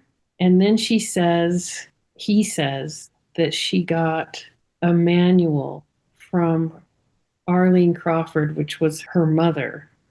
Billy says it's his great grandparents. Now, Arlene Crawford it's a fictional thing. And it took me a long time. I didn't separate the two. I thought when he said Helen put his name in the family Bible, that it was this family Bible that she put it in. But it was, you got to read that paragraph again. It was this manual because this Arlene Crawford, this fictional person, would handwrite out this illustrated booklet. It was handwritten, and she made a copy for all of her siblings. She made a copy for neighbors. She would trade it for oats. And then the neighbors would sometimes come back to her with other stories. It was supposedly a family history with other stories, and she would add it to this handwritten booklet. And that was what she put Billy's name in. And Crawford means blood oath. So I'm thinking this is Billy's way of saying the family Bible is the Egyptian Book of the Dead. The manual that Helen entered his name in was this manual for mind control. I know it's hard to follow. You've got to read that. Read the first paragraph in the Sir William chapter. Okay. It went over my head for a long time. But there's some things online about these survivors of these rituals, these kids, when they're such little kids and they can't really express, they draw pictures. They've taken these pictures and compared them to things in the Egyptian Book of the Dead And they're saying, look, they're getting the rituals out of the Egyptian Book of the Dead. It's wild stuff. I know. See, that's why it's taken me so long. I don't know how to even explain any of this shit. Okay, so these are two pieces of art. They're about a druidic ritual called the bringing of the mistletoe. I think they do it on the winter solstice. It's the ritual of the oak and the mistletoe, something like that. And they go into an oak tree, they cut them, the special druid guy cuts the mistletoe, lets it land on a sheet, and then they use it as a fertility thing, something. And then they sacrifice 2 white Highland cattle. That's interesting to me because the family seat for the Douglas-Hamiltons is Lennox Love House. So in 1979, son number 2, Angus, Billy's younger brother, he brought these white Highland cattle from Hamilton Park, which Hamilton High Park is where Hamilton Palace was. It was this grand, grand palace. Billy's grandfather, Alfred, had to tear it down in the 20s. There were coal mines underneath it, compromised. It had to be torn down. But these Highland cattle have been there the whole time. And they're said to have been actually descended from Druids' cattle. And that's the kind they need for this ritual. So I thought it was interesting that they have these cattle there. So this would say that Billy's family, his bloodline, are Druids? They're Druids. Yeah. You don't know about the Druids these days, but they're still around. Charles' coronation was quite Druidic, wasn't it? Yeah, also in John Lennon's song, in Mind Games, Lennon talks about some Druid dudes. Mm. Yeah, Well, John Lennon referenced Druid dudes in his song Mind Games, where the lyrics mention some kind of Druid dudes lifting the veil. Goes on to say that this line is part of a broader theme in the song that touches on spiritual and philosophical ideas, with Lennon drawing inspiration from the book Mind Games, The Guide to Inner Space by Gene Houston and Robert Masters. The song's lyrics also include lines like "Love is the answer, and you know that for sure," and "Love is a flower, you got to let it grow," reflecting Lennon's advocacy for peace and love. So it goes on to say that the reference to Druid dudes has been interpreted in various ways, with some suggesting it relates to the counterculture movement and the exploration of spiritual practices. Maybe it was a reference to Billy. yeah. And what did you say about Let It Grow again? The song's lyrics also include lines like "Love is the answer, you know that for sure," and "Love is a flower, you gotta let it grow." There's a whisper message in the book. I can't find it, but I saw it once. It says grow, glow, glow. There's no W's. It says GROGLO. Now, in this book that James wrote about his father, someone writes him a letter and it's addressed to my dear Douglo.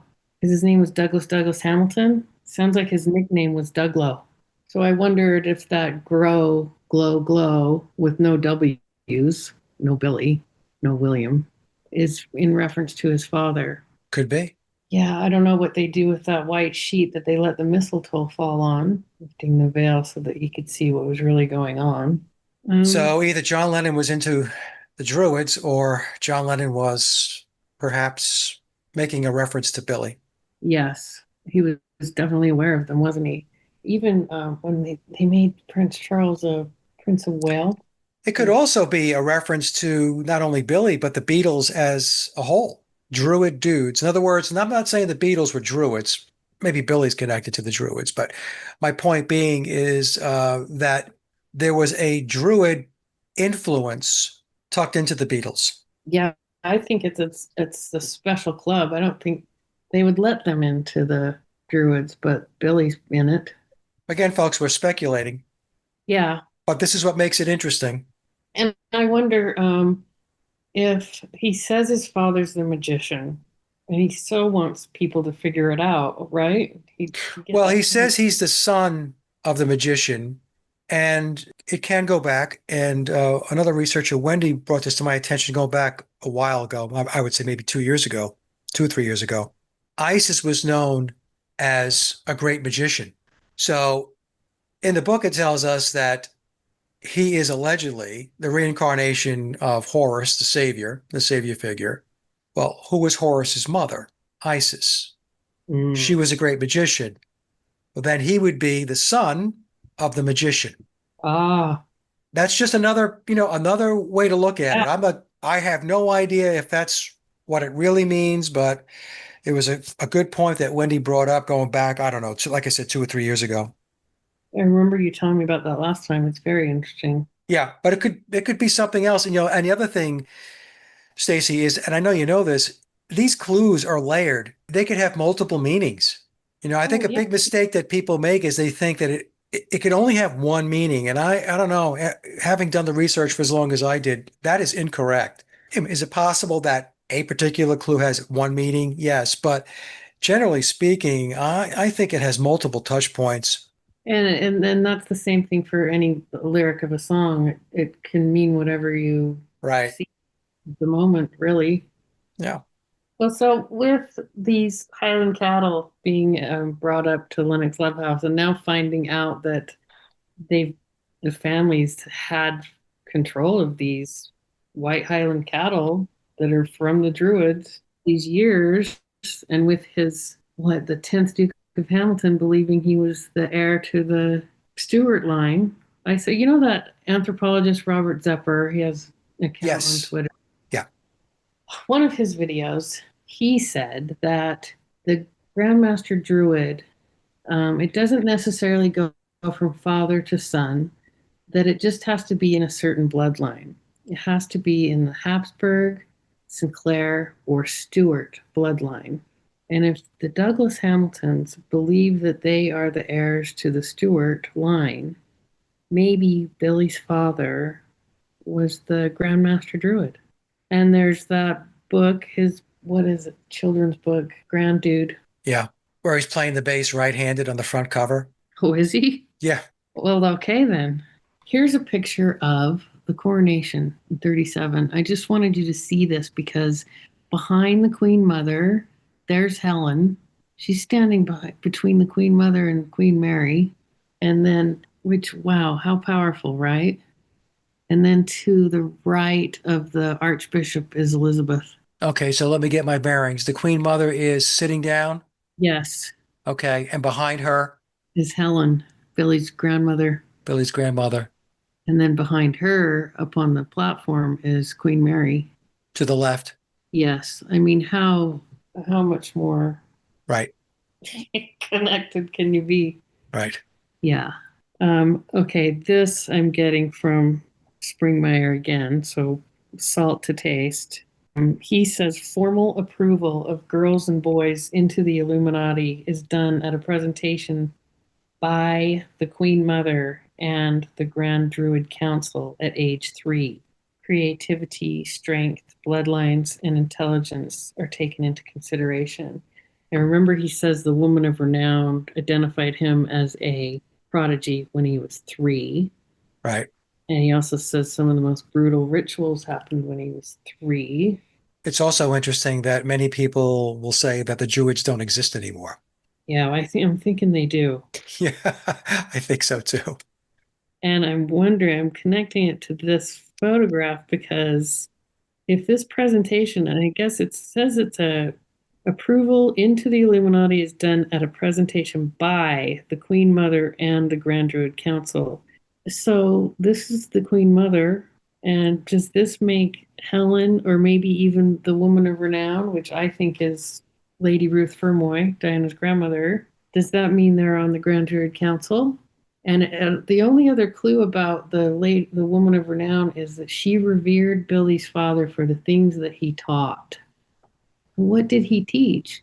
Was he the Grand Master Druid and she was on the council and somehow revered him that way? I don't know. Oh, the tiara she's wearing is the palmette tiara. The Northumberland, they all have their own different tiaras. That's the palmette tiara. There was another tiara of the Northumberlands. It was called the strawberry leaf. in 1963, Helen got it from the jeweler. She had an event that night and it got stolen. She got mugged and it got stolen.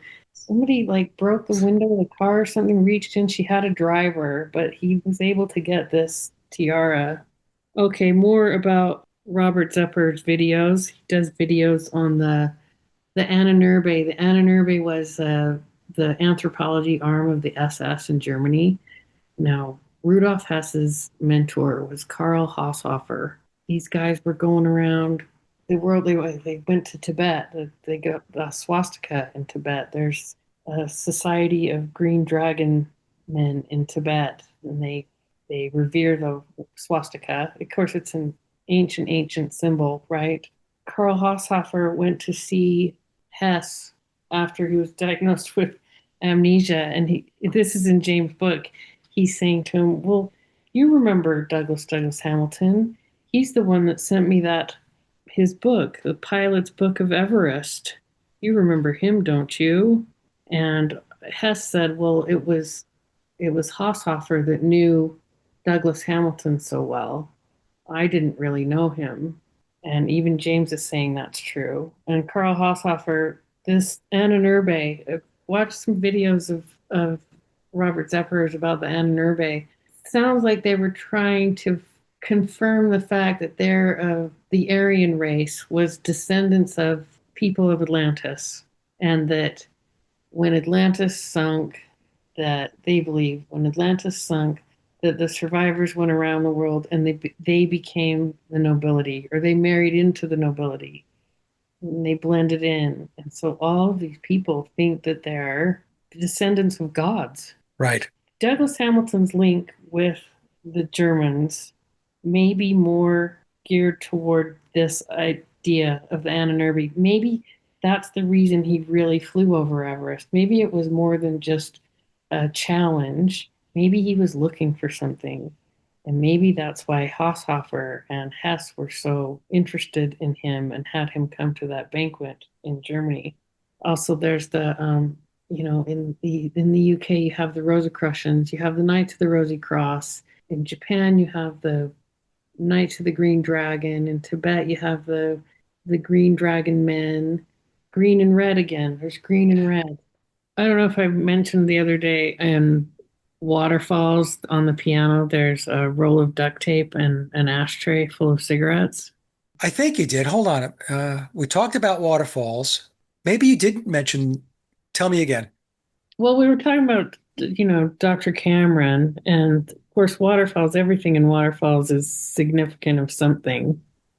And in that video, he's playing like a role of a 50s teenager, right? Well, on that piano, there's a roll of duct tape and a ashtray full of cigarettes. And I just wondered with everything else if that was supposed to be Dr. Cameron's duct tape and cigarettes. I wonder if he smoked. Yeah, I don't know. Well, what was that video he did where Billy played the psychologist? Oh, with Emma Stone about Yeah, the bullying, the song about the bullying. I Yes. thought that was interesting that he played that part. Yeah, everything in that video is significant. Oh, very significant. There's all of this mind control, programming, symbolism, spirals, everything's black and white. That video was one of the things that got me to really take the Viv thing seriously. Because at first I had Viv back and forth in the fiction column to the nonfiction column. I was going back and forth with it. And in that video, one of the dancers, when they're in the elevator, sticks her finger in her nose like Viv would do, Yeah. jumping around. And that's when I thought, oh, okay, he's begging us to see it. He also made mention to Stanshall in that movie yesterday. There's a scene with Ed Sheeran, and Ed Sheeran mentioned the Ginger Geezer. Yes. And of course, Ginger Geezer was Vivian Stanshall. Also, in Peter Jackson's version of Let It Be, the Get Back sessions, there's a scene there where Billy is conversing. I forgot who was there. Maybe Lennon was there, George Harrison, and some of the entourage. and he mentions Canyons of Your Mind, which is a Vivian Stanshall Bonzo song. I missed that. Yeah. I remember it because I was watching, and at the time I was putting these little video segments together to take my audience through, my thoughts, my reaction to each one of the parts that were released by Peter Jackson for his Get Back movie. And I'm listening to the dialogue. I'm like, hold on a second. Did he just talk about canyons in your mind? And I played it back because I had it digitally saved on my hard drive. He sure did. So this is the thing. He does point to Stanshall periodically here and there. Even the song "You Know My Name, Look Up the Number." Yes, That's right out of the Bonzo playbook. it is very Bonzo. Yeah. Yeah, when I saw that poster for the Dead and the Bonzos in October of '69, I thought, well, maybe it wasn't Billy. He was too busy. But that was Boston, October of '69. And in July of 2016, the Dead played Fenway Park 2 nights in a row. The next night, Billy played. And he brought Bob Weir, the Dead's rhythm guitarist, out on stage, and they sang a Wing song, Hi, Hi, Hi. The first line is, when I met you at the station, you had a bootleg in your hand. Right. And I went, okay, not only does Bob Weir know that that's Billy, he also knows it's Viv, which surprised me because I thought you can't let those guys know anything. They don't take anything seriously, but they're right in it. You don't have to scratch very deep to find out the Dead was Tavistock too. But going back for a second, Stacy, when you say, when I met you at the station, you had a bootleg in your hand, how did you tie that back to Stanshall? Well, in October of '69, the Grateful Dead and the Bonzos played a 3-day show in Boston. And when I first saw that poster, I just thought that couldn't have been Viv because he was too busy. And besides, the Grateful Dead, those guys were always such pranksters, they probably don't realize what's going on.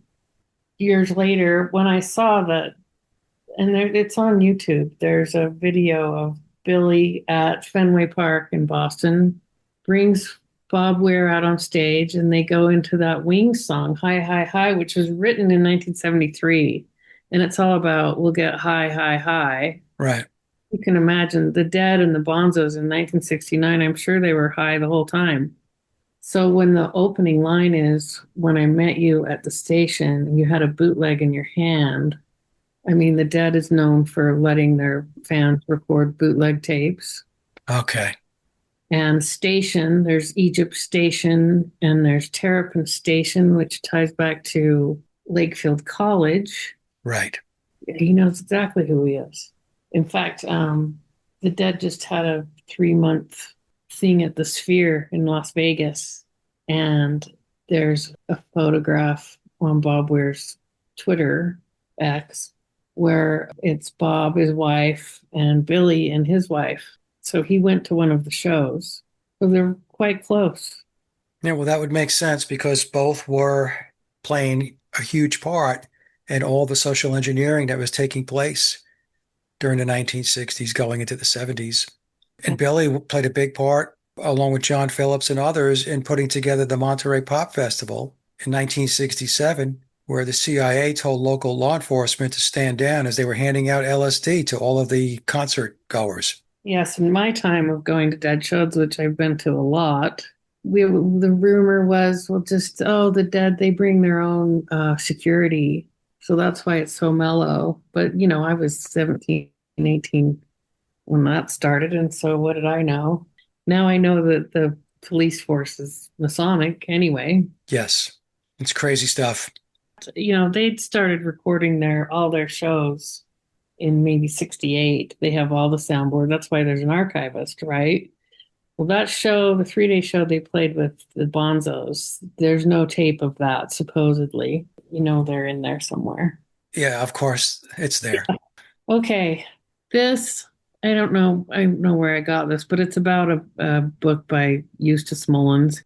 This person is saying the book, it's talking about a book by Eustace Mullins, The Curse of Canaan. The book goes in and shows in detail how the inhabitants of the British Isles came originally from Egypt. This is important because the Druidism of the British Isles was simply a derivative from the Egyptian satanic witchcraft slash magic of ancient Egypt. So when I was talking about maybe that Bible that Helen got from her grandfather was actually the Egyptian Book of the Dead, and maybe the handwritten manual she got from her own mother was a manual on how to mind control. So thought. And then this, and I don't know, I got this from a blog or something, so whatever, but I thought it was interesting. Illuminati rituals are based upon the most ancient mystery religions. The Rothschilds like Canaanite Babylonian rituals. The Collins Sinclair type Illuminati bloodlines are very much into Druid rituals. So I thought that was interesting. Trying to move on. This is about how Egyptian Satanism is connected to the Book of the Dead and child abuse and that. So I just thought I'd show you that. Well, this is interesting because I have explained to my audience that this occultism goes back to the Egyptian mysteries and the Babylonian mysteries. So the question I have, though, is that, in fact, Manly P. Hall mentions in his book, Secret Teachings of All Ages, he said that the controllers, the people that are running things, that they bastardized the mysteries. If I'm not mistaken, I'm going to paraphrase here. He says that they took the divine white magic and they use it for black magic. Remember what this is now. This is that blog I was telling you about the other day where they took the artwork of kids that were maybe too young to describe what happened to them.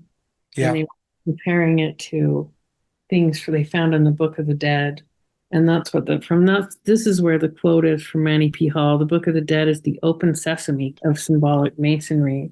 And I hear what you're saying about they took the white magic because there's that Egyptian, I guess you call it a hieroglyph, where they have the bird-headed humans that are holding a scale. Yes. On one side is the feather of truth and the other side is the heart.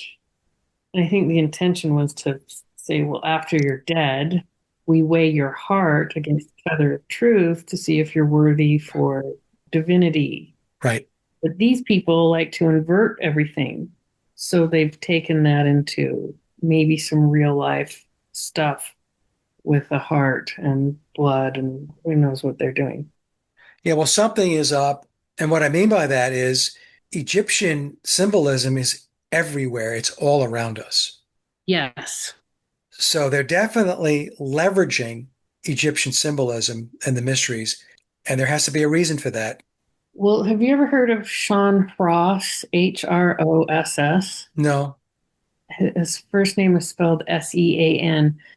I believe it's worth looking into. I believe he's Swiss. He's been taken off YouTube, but you can find his stuff on Yandex. And in fact, that's what this next slide is.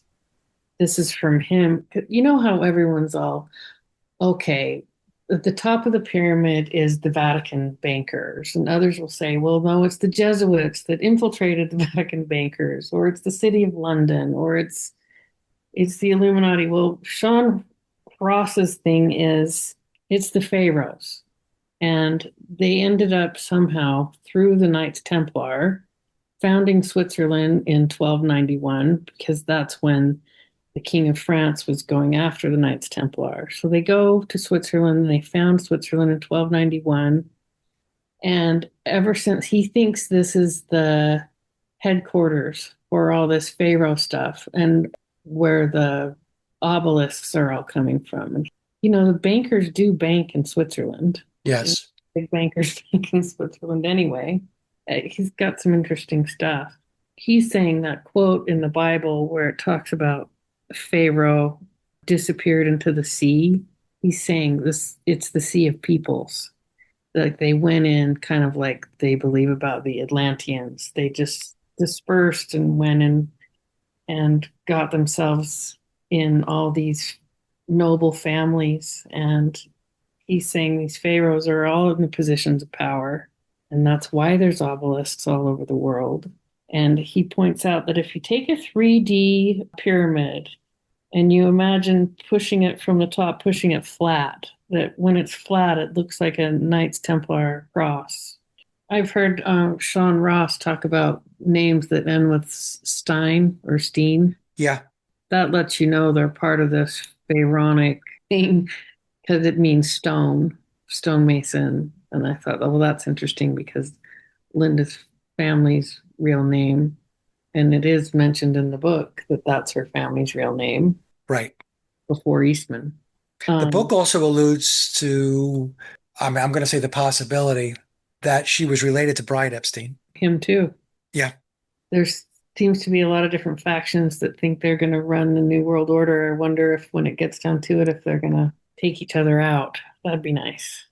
Well, they might wind up eating each other, that's for sure, because, I tried to explain this when I talk to people. They have all of their flacks out there, right? The people that think that they're part of the inner circle because they're doing work on their behalf. But as they perceive that they're accomplishing more and more, then they don't need all of the people or touch points that were once there to try to pull everything in. So once they start to accomplish, again, from their perspective, that circle is going to get smaller and smaller, and they're not going to need all of these people that are the useful idiots and the enablers that are in place right now. So they will wind up being jettisoned because that piece of the agenda has been accomplished. So I don't need you anymore. So you've become obsolete. So I think eventually what will happen is it will start imploding on itself, going back to your point.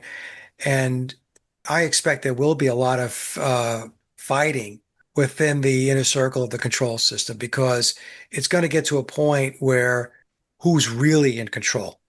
Right now, they're controlling based upon a federation of families and secret societies. But ultimately, if they get to where they want to go, I don't know. I don't see that federation being as large, and they're going to have to start whittling it down, and that's where there's going to be some fireworks. Just a thought. Did that make any sense? I hope it made sense. It totally made sense, and I wonder if ultimately it won't need any humans at all. It'll just be an AI thing anyway. That's what it is. They want AI to run things so that they don't have to spend as much time managing the population. If they can get the artificial intelligence to do most of the heavy lifting, that frees up a lot of time if you're an elitist. Yeah, and then ultimately that AI won't need the elite either. Right. There was an interview recently with Peter Thiel, Mm, and he was tied into Palantir, yes. right? And he was asked a question about the future of humanity, and he just stumbled all over himself. He was taking the conversation in the direction of total transhumanism, an augmented race where there's a merging of man and machine or man and technology. So that's definitely where they're going, or that's definitely where they want to go. But unfortunately, we see too many people embracing the exact same thing that's going to imprison them or have them end up in a gulag somewhere. Yeah. I'm glad I'm as old as I am. Yeah. I say that all the time. I'm just happy to be where I'm at right now in my life because I've been doing this a long time. And I have to be honest with you. Sometimes I feel like I'm just shoveling against the tide. Okay, you know how you can't find out from anyone. I'm into astrology, and I wondered when the age of Aquarius really began. Yeah. Seems like nobody knows. I saw this from this occultist, Samuel Onwar. I think he changed his name to that. Anyway, he says it started February 4th, 1962. There's other astrologers that say it's not going to start for it's a long period of time and it won't officially start for another 100 years. But I thought it was interesting that it was 1962 when they declared war on Christianity, right? According to the book. September 11th, he said the Illuminati declared war on Christianity. 1962. Yep. Edward Gibbon was that historian, and I guess the Illuminati commissioned him in the 1770s to look into the Roman Empire and find out what it is that went wrong because they want empire back and they don't want to lose it again. His conclusion was he wrote that 6 volume set. His conclusion, from what I understand, I've never read it, was that if it weren't for Christianity, then the Roman Empire would still exist. So that might be a big reason why they declared war on it, is because of his work, Edward Gibbon. The dates that I have heard about when the Age of Aquarius first kicked off, if we equate the Age of Aquarius with the Aeon of Horus, Crowley's Aeon of Horus, Crowley claims that it began in the early 1900s. Now, he could have been referring to the actual beginning of the transition to table setting. Then there's the December 21st, 2012. That was the whole Mayan calendar deal. Yes. And they were talking about end times and stuff like that. That was actually a reference to the end of the Piscean age and entering into the age of Aquarius. So I don't know. And I agree with you that depending upon what source you read, you get different time frames. I tend to lean toward December 21st of 2012 only because of all of the hoopla around the Mayan calendar. So I view that as something took place astrologically. The stake in the ground they used for the profane was the Mayan calendar. But if we pull the curtain back, something more important to the controllers actually took place. So I don't know. I don't know. It could be February 4th, 1962. It could have been the early 1900s. It could have been December of 2012. I don't know. It could be 100 years from now. Could be 100 years from now. Yeah. So supposedly it was the time of Jesus that brought in the age of Pisces. Yeah. Before that was the ram, and about 2,000 years before that was the bull. Right. Called the Age of Mithras. Do you remember anything about Halsey's typhoon from World War II? Do you know about that? No. Okay, I only know about this because my neighbor, he's gone now, but he was World War II vet, and he told me how it was December 1944, his brother died somewhere in the South Pacific in something they call Halsey's typhoon. Admiral Halsey was in charge of the South Pacific something. There was a super typhoon coming, and Halsey ordered aircraft carriers and all kinds of 790 men into the path of this storm, which is like a Category 5 hurricane, 160-mile-an-hour winds, 90-foot waves. 790 men died. Halsey goes back to Washington. You'd think he would have been court-martialed or something. Nothing happened to him.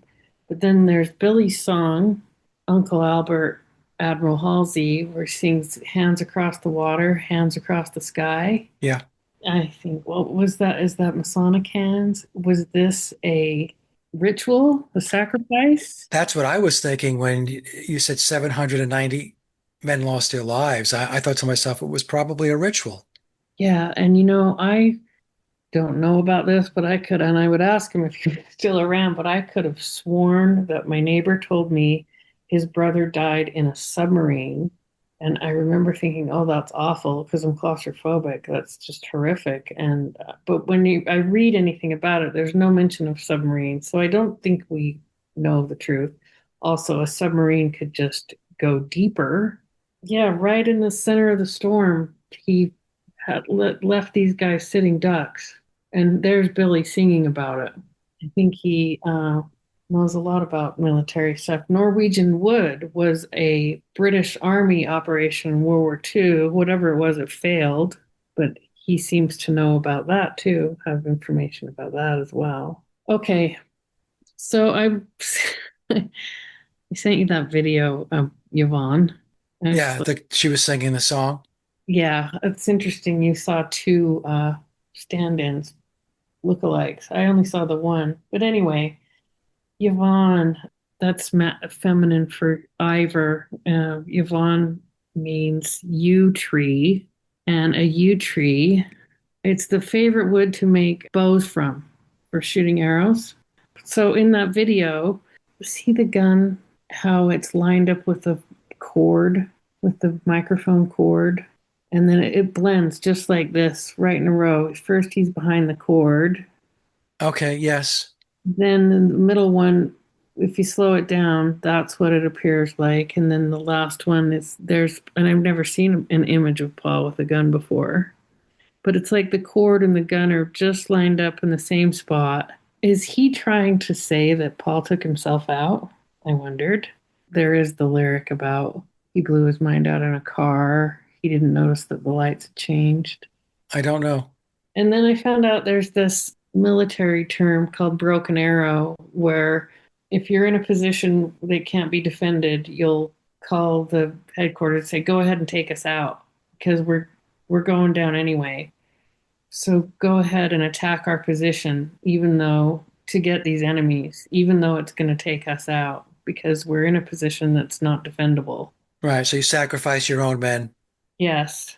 It's all symbolic in that Yvonne and what a yew tree is about. Then I see this ad for longbow. Yew longbow, simply put, the Aston Martin of historical bows.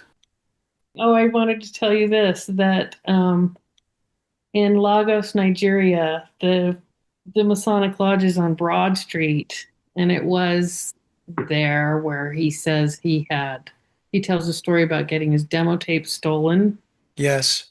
and then he goes back and he makes that movie, Give My Regards to Broad Street. Well, maybe he really did get his demo tape stolen, and maybe thanks to the Masons, he got him back. And maybe that's why he named the movie Give My Regards to Broad Street in Lagos, Nigeria. Anything with him is possible. Yeah. The mad honey, the mad honey is, you can get mad honey from, is it Tibet?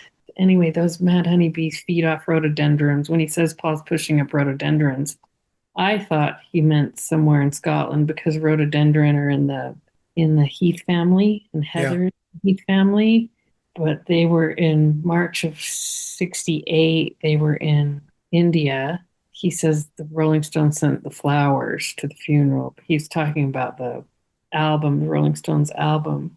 But there is that image of them in March of 68 where they're at some kind of banquet and they're all wearing leis around their neck, flower leis. And it was 18 months after exactly. And so I wondered if Paul isn't, or part of him, like Osiris, it's in 14 parts, part of him isn't somewhere in northern India, Tibet, where the mad honey grows. And that's why he was talking about it.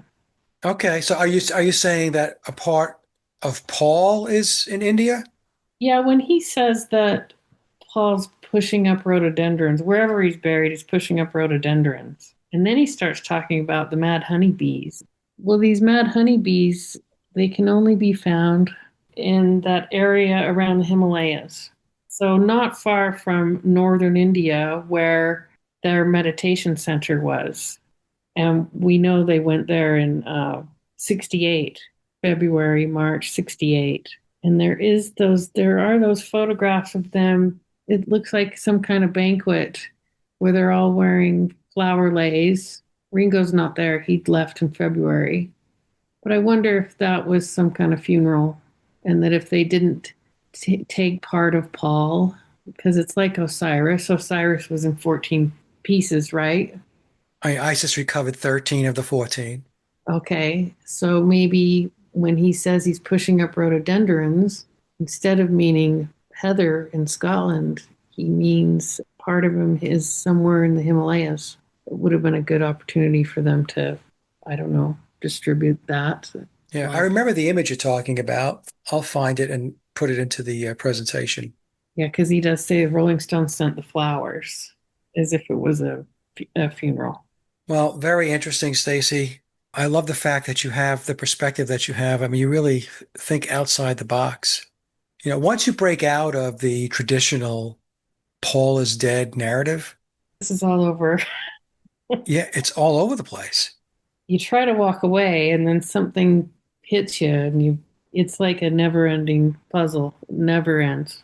It's like a million-piece puzzle that was scattered to the wind, and you're trying to find all of those pieces. But there's no question, this is one of the most elaborate conspiracies in modern times. That's why some people, they don't get it. Like, I don't know why you're talking about a band or Paul being replaced and Paul is dead and all this stuff. We have all these other things going on in the world and they're more important. I'm thinking to myself, that's because you don't understand what this particular conspiracy is showing you. And it does, it touches on everything. Yeah.